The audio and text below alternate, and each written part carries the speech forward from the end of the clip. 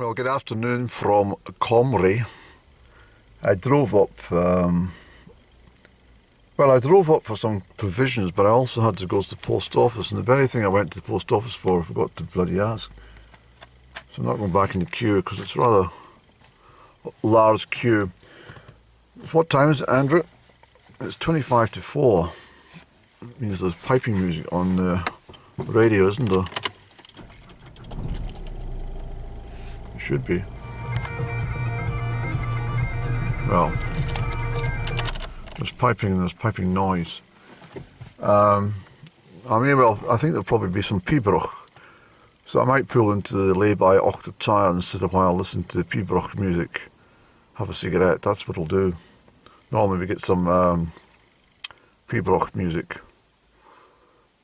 Normally at midpoints of the piping programme. So that may not be until about, 4:15 actually. So, but there's very few, I keep mentioning this, but there's very few lay-bys you can actually stop over. Most lay-bys are completely knackered. You can get in, but you can't get out. Especially having to join the busy highway and you can't get the wheels to turn. It's terrible business.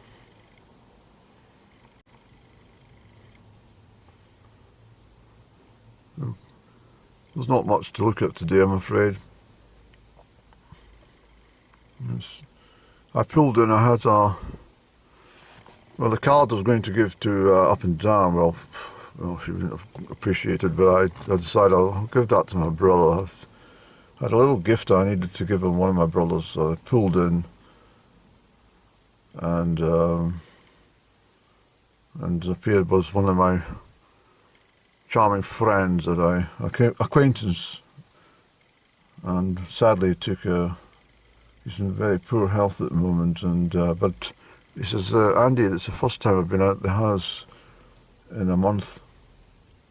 I said, my timing is absolutely impeccable. I said, because I knew you were ill, but I didn't want to approach you or call you or anything. But he said, it's very nice to see you. And he says, one thing I've admired about you, this is what he said to me, he says, you've really got your head screwed on. I says, no, I don't.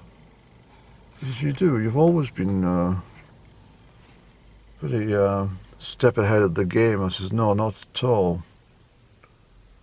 Some of my investments have gone bad. And, so I was trying to tell them about my my currencies that, I've got a lot of currencies, so I'm not at all disappointed. 15% is 15%, doesn't matter what you're doing. But, a place like here in Comrie, you always see someone that you know. And everyone's getting older, aren't they? Much older. I've noticed this, I've mentioned this before, it's a terrible aging of everybody over the last 5 years. Very, very, I don't know what it is. It can't all be down to council tax.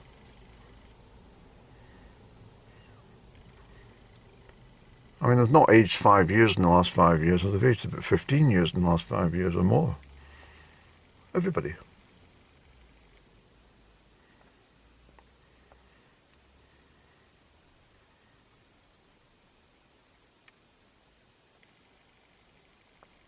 I strongly think it's something to do with those COVID jabs, those booster jabs or something like that.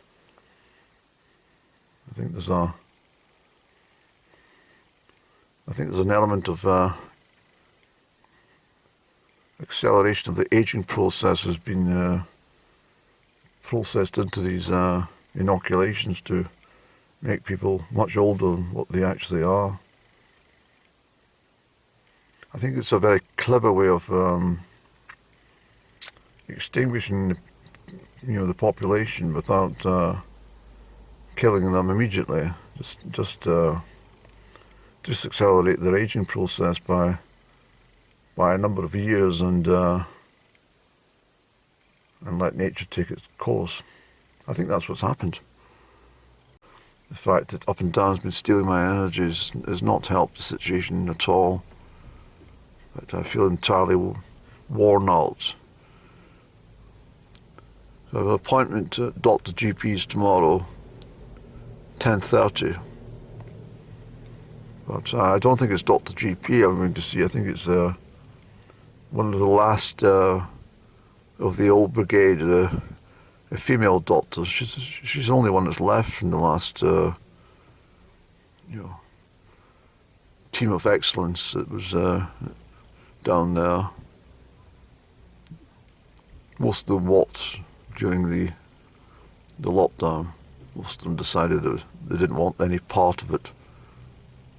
They all decided, no, I'm not going to inoculate my patients with some unknown substance that might age them prematurely. Although I can't say that's the real reason or the exact reason why they've all left, but it might have something to do with it. I don't know.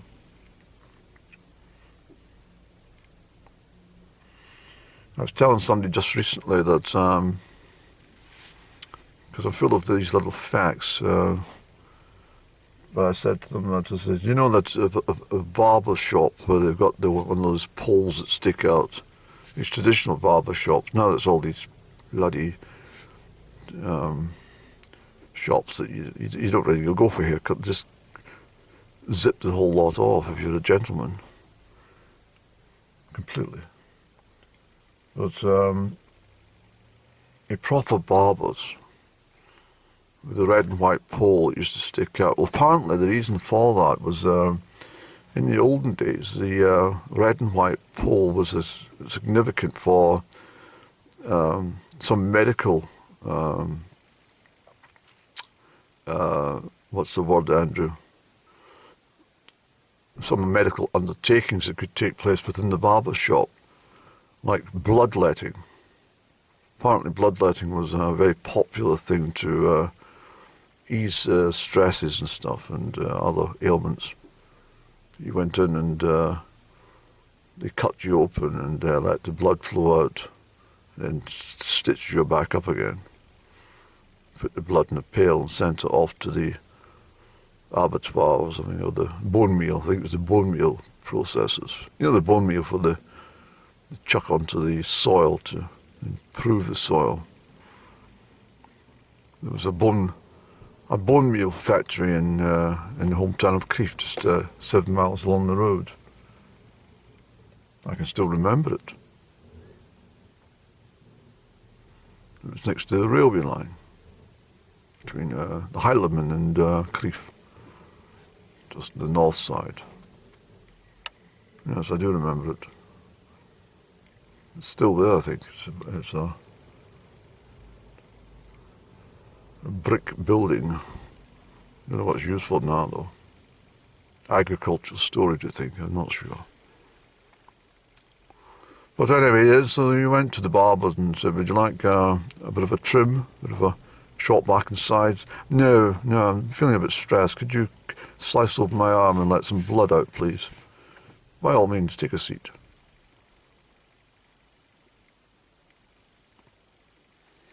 Yeah, so that's what that red and white pole's for.